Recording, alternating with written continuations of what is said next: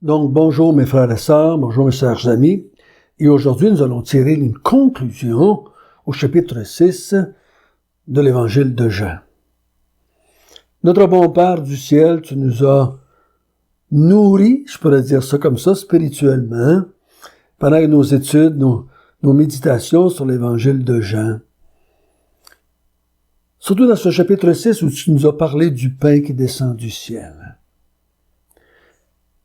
Tu offres aux foules, à travers Jésus, le pain du ciel, la nourriture céleste qui donne la vie éternelle. Quelle va être la réaction ou les réactions des gens qui ont écouté?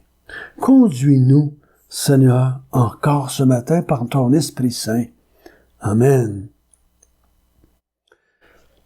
Cette multiplication des pains qui est citée souvent dans les autres évangiles, mais Jean est le seul qui nous raconte les paroles que Jésus a dites après le repas, la multiplication des pains, après avoir marché sur l'eau, après avoir transporté la barque avec ses disciples.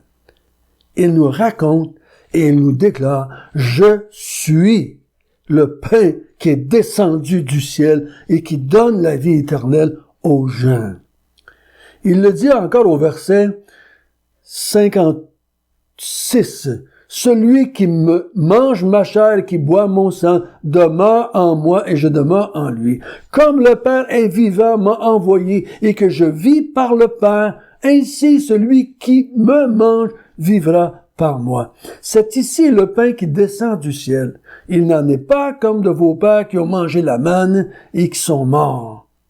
Celui qui mange ce pain vivra éternellement. Donc Jésus répète encore une fois, il l'a répété à plusieurs reprises, celui qui me mange, je demeure en lui et il demeure en moi.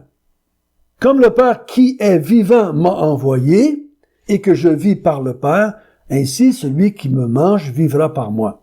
Écoutez bien, il ne dit pas ici que lui a mangé le Père pour vivre, parce qu'il n'y a pas besoin de faire ça. Nous, on a besoin de manger le Seigneur Jésus pour vivre avec le Père et avec le Fils. Parce que s'il vit par le Père et que nous, on mange le Fils, mais nous vivons par le Fils et par le Père. C'est pour ça qu'il va dire un peu plus loin, « Je demeure en vous, le Père demeure en vous, le Saint-Esprit va demeurer en vous. Nous allons faire notre demeure chez vous, chez toi. Nous allons habiter en vous. » qui mangez ma chair et qui buvez mon sang, ou qui croyez en moi, que je suis venu du ciel et que je suis une nourriture spirituelle. Et là, on va voir les réactions. Il y a deux réactions à cette grande déclaration que Jésus a fait. Verset 59. Jésus dit ces choses dans la synagogue enseignant à Capernaum. Plusieurs de ses disciples, après l'avoir entendu dire, cette parole est dure. Qui peut l'écouter? Jésus, sachant en lui-même que ses disciples murmuraient à ce sujet, leur dit, cela vous scandalise-t-il?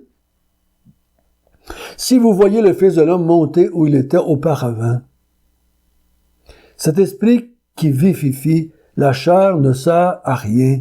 Les paroles que je vous ai dites sont esprit et vie.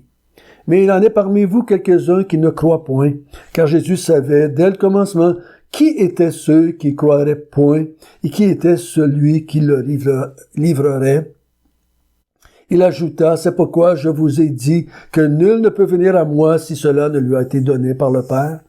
Dès ce moment, plusieurs de ses disciples se retirèrent et n'allèrent plus avec lui.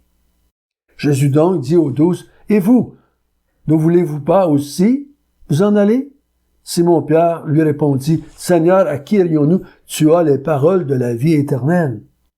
Et nous avons cru et nous avons connu que tu es le Christ, le Saint de Dieu. » Jésus leur répondit, « N'est-ce pas moi qui vous ai choisi, vous les 12? Et l'un de vous est un démon? » Il parlait de Judas d'Iscariote, fils de Simon, car c'était lui qui devait le livrer, l'un des 12. Ça se passe à Capernaum. Vous vous souvenez qu'ils étaient à l'autre bord de la mer. Ils ont traversé la mer de façon assez spéciale. Eux autres dans la tempête. Jésus qui marche sur l'eau. Le transport de la barque avec les disciples, instantanément. Et ils se ramassent à Capernaum et ils sont dans la synagogue et la foule vient les rejoindre là.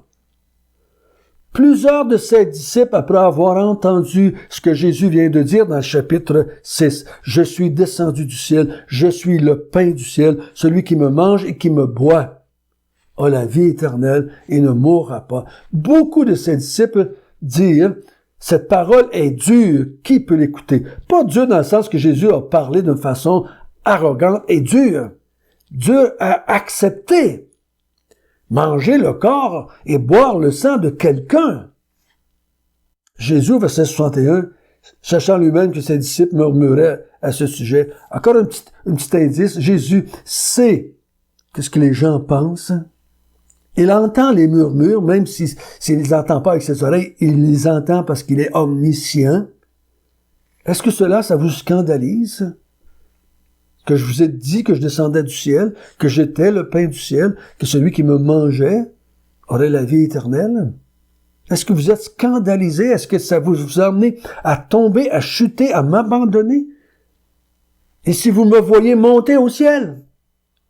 Si vous me voyez retourner ce que j'étais auparavant? Est-ce que ça va vous scandaliser aussi? Est-ce que vous êtes scandalisé par les paroles que j'ai dites? Au verset 63, c'est l'esprit qui vivifie. La chair ne sert à rien. Les paroles que je vous ai dites sont esprit et vie. Donc, je suis pas en train de vous dire de manger mon corps de façon littérale. Je suis pas en train de vous dire de boire mon sang de façon littérale. La chair ne sert à rien. C'est pas à cause que vous allez manger un peu de viande, un peu de chair humaine et boire un peu de sang humain que vous allez avoir tout d'un coup la vie éternelle. La chair humaine ou le sang humain n'a pas la capacité ou la propriété de donner la vie spirituelle.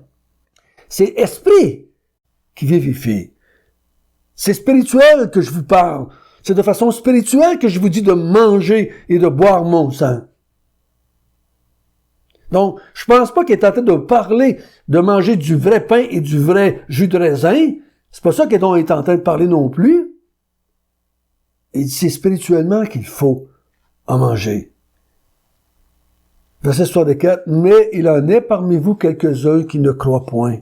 Car Jésus savait dès le commencement qui étaient ceux qui ne croyaient point et qui était celui qui leur livrait. » Donc, Jésus, dès le commencement de son ministère, c'est ça que je dis, ou peut-être il parlait du commencement du monde, ça ne serait pas de différence, que si tu es capable de connaître 3 semaines avant, ou 3 ans avant, ou 3000 ans avant, ça n'a pas de différence.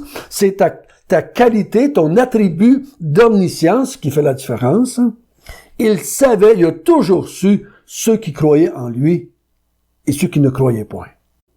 Il a toujours compris que Judas était un voleur. Il a toujours compris que Judas était un de ceux qui suivaient Jésus, non pas pour avoir la vie éternelle, mais pour avoir une vie temporelle, un revirement politique et économique de son peuple.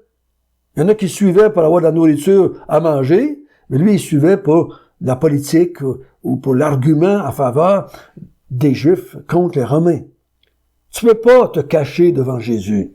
Je peux vous dire personnellement, j'ai baptisé des gens au nom du Seigneur Jésus-Christ à travers mes 40 ans de ministère. Il y en a plusieurs qui ont parti parce que moi, je connais pas les cœurs. J'ai baptisé les gens sur leur profession de foi à eux. Mais leur profession de foi se trouvait être pas vraie, pas sincère. Et ils ont renié la foi en s'en allant. Et ils ont rejeté Jésus-Christ. Ils sont repartis dans leur vomissure, dans leur boue, comme Jésus dit ailleurs. Verset 65, il ajouta, « C'est pourquoi je vous ai dit que nul ne peut venir à moi si cela ne lui a été donné par le Père. Vous ne pouvez pas venir à moi si le Père ne vous donne la capacité de venir. » Il faut que l'Esprit de Dieu, il faut que Dieu lui-même vous aide. Et il va le mentionner quand on va arriver au chapitre 14, 15, 16. Il va en parler de l'œuvre de cet Esprit qui va venir pour nous convaincre, pour nous guider, pour nous aider à saisir l'insaisissable, si je peux dire comme cela. pour nous aider à croire que la personne qui était là, en chair et en os devant eux, était le Dieu fait chair. Ça prend l'aide de Dieu pour croire en Dieu.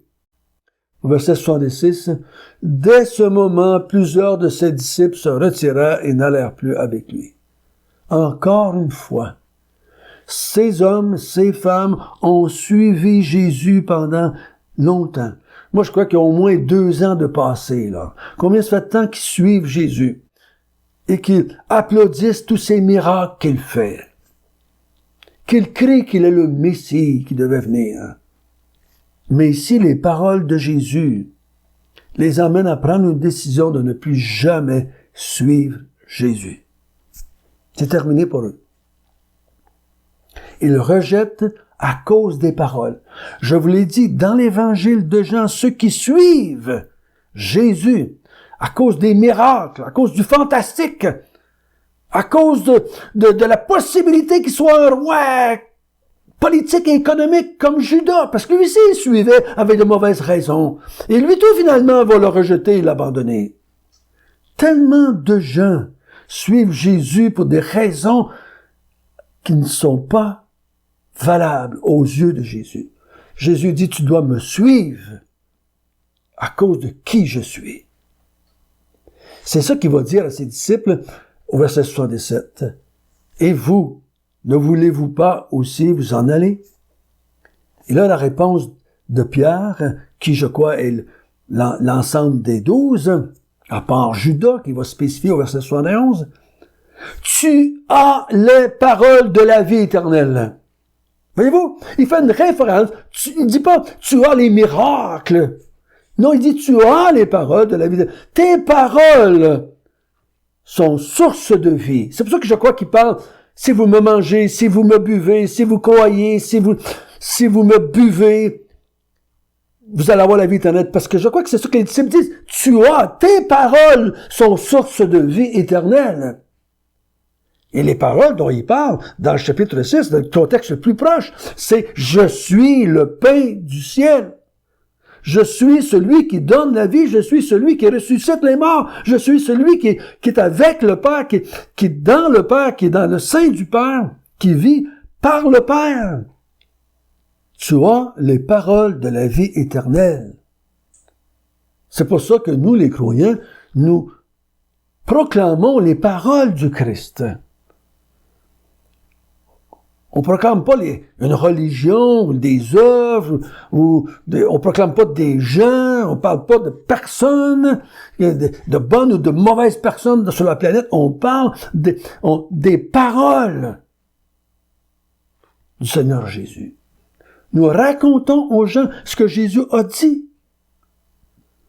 Verset 69, nous avons cru et nous avons connu que tu es le Saint de Dieu. Il n'est pas encore prêt à dire que tu es Dieu. Dans certaines Bibles, le mot Christ est en parenthèse, donc il y a certains anciens manuscrits qui ne l'ont pas. Donc on pourrait traduire, nous avons connu que tu es le Saint de Dieu.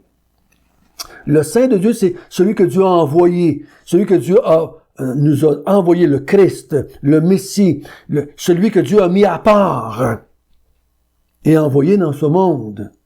Mais ils sont pas prêts encore à dire qu'il est le Dieu fait chair. Ils sont pas encore rendus au point qu'ils croient qu'il y a une Trinité, là. Ça, c'est mon opinion, du moins. Jésus leur répondit, n'est-ce pas moi qui vous ai choisi, vous les 12? Et l'un de vous est un démon. Il parlait de Judas Iscariote, fils de Simon, car c'était lui qui devait livrer l'un des 12. Jean le dit, mais le dit, lui, à la fin. Mais remarquez bien que Jésus le dit, lui, bien avant que ça l'arrive. Donc, quand il dit l'un des 12 va me livrer et qu'il est un démon, il ne nomme pas ici. Jean le nomme au verset 71 parce qu'il a compris ça plus tard, après que Jésus soit mort, ou après que Judas l'ait livré, que c'était lui le démon dont Jésus parlait. Jésus savait, connaissait Judas, et il l'a choisi directement, spécialement pour cela, pour qu'il accomplisse ce qu'il avait été prédestiné à accomplir, livré le Seigneur Jésus aux autorités juives et romaines. Je suis le pain de vie qui est descendu du ciel, et quiconque croit en moi, quiconque reçoit ces paroles, a la vie éternelle, et je vais le ressusciter au dernier jour pour qu'il puisse vivre éternellement avec moi et le Père dans les nouveaux cieux et nouvelles terres. Notre bon Père du ciel, quelle belle vérité! Tellement simple, mais en même temps tellement grande. Ça ne pouvait pas être autrement. Si je veux avoir la vie éternelle pour vivre dans le monde de Dieu, dans le monde de Jésus, il faut que ce soit eux qui nous la donnent. Nous ne pouvons pas nous créer quelque chose qui va nous rendre acceptable, qui va nous préparer à vivre dans ce monde spirituel, céleste. Si je veux vivre dans un monde spirituel et céleste, il faut qu'on me donne cette vie pour vivre dans le monde spirituel et céleste. Merci, mon Dieu, que tu as envoyé Jésus dans le monde. Merci que tu nous as donné de croire. Parce qu'on vient dire, personne ne peut venir si le Père ne m'a pas donné. Et il n'avait pas donné Judas, et Judas s'est jamais converti. Mais il nous a donné au Fils, et le Fils nous a donné la vie. Amen.